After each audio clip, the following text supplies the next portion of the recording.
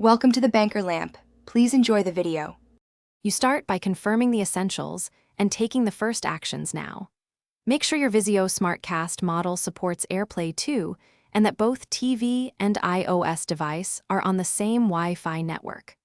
Once done, update the TV firmware and open TV settings, navigate to Apple Airplay and turn it on.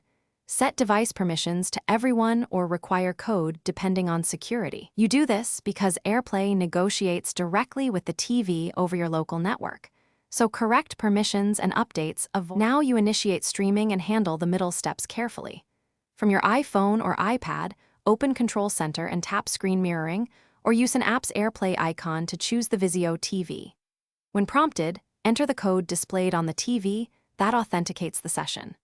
Once connected, decide whether to mirror the entire screen, extend as a separate display from a Mac, or stream just audio or video. This changes bandwidth and latency, so pick the mode that matches what you need for playback quality and responsiveness.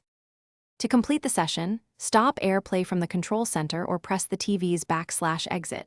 Confirm the device has disconnected. If the connection fails, first restart the TV, your iPhone or Mac, and the router, then try again. Simple restarts often clear multicast and discovery issues. If problems persist, update your TV firmware, disable any VPNs on your device, or reset SmartCast settings. This resolves certificate, network isolation, and compatibility problems. One key tip: ensure both devices remain on the same 2, 4 or 5 GHz network band. Thanks for watching. If this was helpful, leave a like and consider subscribing. See you next time.